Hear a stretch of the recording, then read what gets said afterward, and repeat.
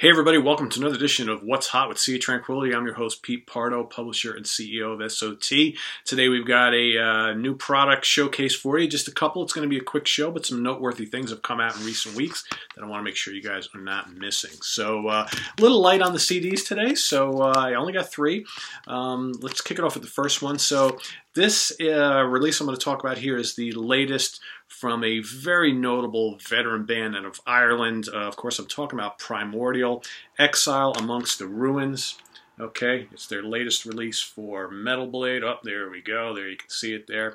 It's been a few years since their last one. Yeah, Primordial is one of those bands that, of course, they kind of started off as a, black metal band with some kind of folk and Celtic tendencies, which, they still carry some of those elements in their music today. But I think along the way, they've lost some of the black metal elements in favor of a little bit more of a streamlined metal approach that carries a lot of the, you listen to their music and you can feel Ireland, which is what it's all about. They're one of the unique bands, more unique bands, I should say, in that their heritage from their country really comes forth in their music. Kind of like, what Thin Lizzy did back in the day. Obviously, totally different bands here, but what I like about this album, they've also had some kind of doomy elements that have creeped into their music over the years too. What's really great about this latest is it kind of encompasses all the different things that make up Primordial. And it's one of those albums that, for me, and I think I said this to a bunch of people, this was kind of a grower for me. I remember the first couple times I listened to it, I was like, yeah, it's okay, but it's not really grabbing me yet. But it just started to. After like the fourth, the fifth, the sixth listen, all of a sudden I was like, wow, this is actually a really, really good album. Lots of textures, lots of moods. It's heavy, of course.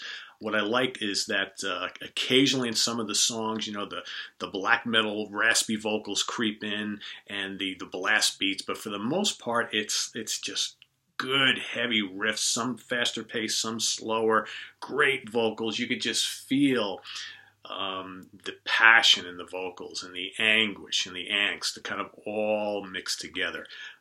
Exile Amongst the Ruins, a very, very powerful album from Primordial. Again, one of these bands, they never release a bad one. Every album by them is just so good. So, extreme metal, yes, sort of. Powerful metal, though. Emotional metal. Crushing metal. Irish metal. Check it out. Okay. The latest release from a band I kind of dig a lot. They're basically, you can call them a supergroup, right? It's the Dead Daisies. Burn It Down. Brand new, hot off the presses. All of us here at SOT, and I know a lot of you also really, really liked their last album quite a bit, which was their first with singer John Corabi, ex obviously of Motley Crue and a bunch of other bands. So let's just tell you who's in this band. So Corabi on lead vocals. Doug Aldrich on guitars, ex of Dio and Whitesnake. We've got David Lowy on guitars, Marco Mendoza on bass and backing vocals. Of course, Marco Mendoza played with everybody, right? Thin Lizzy, Whitesnake, the list goes on and on. And then brand new to the band on drums and backing vocals, Dean Castronova, obviously recently from Journey. So this is a pretty hot lineup. Really, really hot lineup, and it's a really, really good album. As much as I like their last album, which had, hooks galore, lots of great guitar work, it was pretty heavy, lots of grooves. I think this album is a little bit heavier, and it's just as memorable. Okay, so whether it's better than the last album, it's easily on par. So if you really dug the Dead Daisies' last album, I think you're going to love this one as well. As they have been known to do cover tunes, there's a couple on here. We've got Bitch by the Rolling Stones, and then the Beatles' Revolution. I think the Bitch is actually the better of the two covers. But very, very good. There's some great tunes on here. Rise Up, Burn It Down, Judgment Day is great. Dead and Gone is great. Leave Me Alone is great. Can't Take It With You. Just a lot of really, really good heavy metal and hard rock anthems by a very, very talented supergroup that if you haven't checked them out, I highly recommend you do. Okay, this next thing, basically this is a sampler from a much, much larger set. So you may have heard, if you're a fan of Wishbone Ash, the longtime legendary British hard rock, folky, jazzy, bluesy prog band, right? They've kind of done it all. They basically or lack of a better term, invented the twin guitar harmony thing. I know that's arguable. A lot of bands kind of dabble in that, but I think Wishbone Ash kind of set the stage for what we later came to hear from Thin Lizzy, Iron Maiden, Judas Priest, so on and so forth. But anyway, they released a humongous box set within the last couple of weeks called 1970 to 1991, the Vintage Years, basically remastered versions of all of the albums released between those years, and there's a lot of them, as well as I think a half a dozen unreleased live recordings, mostly from the 70s and early 80s. Killer stuff that most of us have never heard before, possibly on Boots, as well as like a thick book about the band filled with photographs and posters and tour programs. I mean, all sorts of stuff. I think it retails for a couple $100, and if you got the money, plunk it down. It looks like a great set. So anyway, they sent us a sampler, okay, of tunes from the unreleased live recordings that are included in that set, and I don't think you can get them anywhere else. But anyway, so here, this sampler has a bunch of live tunes. You got The King Will Come from 1973 in Southampton University, Warrior from 1973 at Portsmouth, Persephone from Edinburgh in 1976, Sometime World from 77 in Newcastle, Front Page News also from 77 at the Marquee Club, pretty cool. Living Proof from Guildford 1980, Jailbait from Chelmsford 1980, and Blowin' Free from 1978. So a kind of a sampling of some of the live cuts from those live albums. Absolutely stellar, as you would imagine. So, you've got Andy Powell and Ted Turner on lead guitars on the really early stuff, and then you've got Powell and Laurie Weisfield on the rest. And it's just such classy music by amazing musicians. I can only imagine how incredible that box set is to just open that up and just explore all the music is in there. So if you've already got all of the Wishbone Ash catalog, the question might be, do I need to get that? Well, they all come in the little, mini LP replica sleeves, the cardboard sleeves, and then you've got all the live albums, and then you've got all the other stuff, all the other cool stuff. So, you know what? If you're a big fan, probably worth checking it out. All right, last but not least, a book. Okay, this is a band which I dig quite a bit. You probably heard me talking about them over the years. This new book is a telling of their tale, all right, so to speak. It's called The Bang Story, From the Basement to the Bright Lights, by classic members of Bang, Frankie Gilkin, Tony Diorio, and Frank Ferrara, with Lawrence Nord helping out. That's the book right there. Not a really thick book, but basically this band kind of burst on the scene in the early 70s.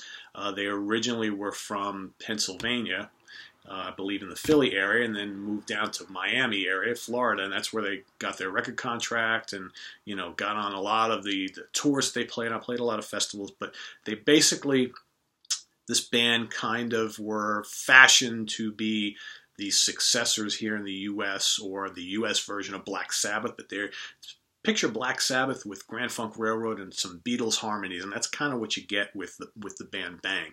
A power trio to the max. These guys released 3 officially in the 70s, okay, before they kind of broke up and went their separate ways. But they actually had a first album that they recorded that the record label did not want to release, that got released many, many years later. So officially 4 albums that they recorded back in the 70s. They wound up getting back together in the late 90s, early 2000s, record a couple additional albums, been touring pretty regularly. Here in the States especially, probably a little bit overseas as well. But this book basically, centers on those very early years, so from the late 60s through the early mid-70s, okay? So what I like about it is, again, it's written by the guys in the band. So they're like firsthand reports and stories of, them getting together and then getting the record contracts and then, the time when the label stopped kind of supporting them, but more importantly, talking about the tours and the shows they played, opening up for all these great bands, or headlining, playing with Sabbath and Gentle Giant and Yes and the Faces and all this kind of stuff and all the tales that they tell about that. There's one particular story which is really cool in here where they talk about how they opened up for Black Sabbath and this was pretty early on in the 70s. I'm going to say about 72 or something like that. And they were in the dressing room talking with Ozzy, and Ozzy was asking them, because Ozzy at the time, Ozzy always did this, right, on stage.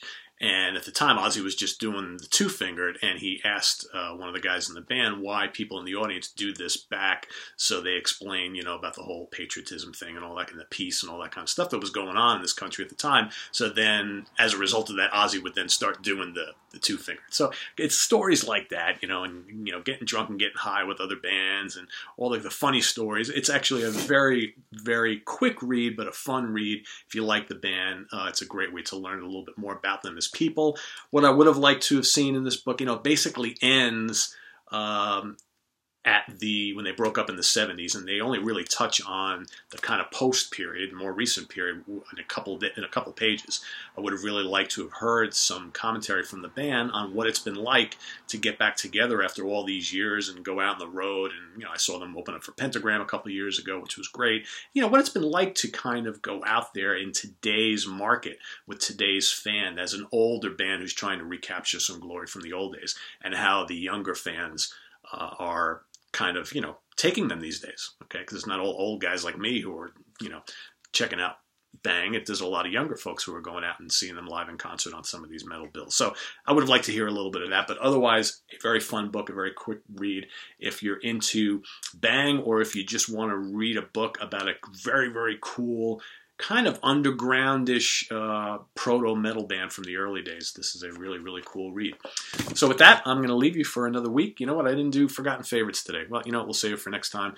But I am Pete Pardo. This is on the web at www.seatranquility.org. We're on Facebook. We're on Twitter. Of course, we're here as often as possible on the mighty YouTube. Stay tuned for next. We've got a retrospective career history of Deep Purple coming up. We got one on the Michael Schenker group, one on Yes, and then I've got a couple rants I'm conjuring up here, so stay tuned for that. Take care. Bye-bye.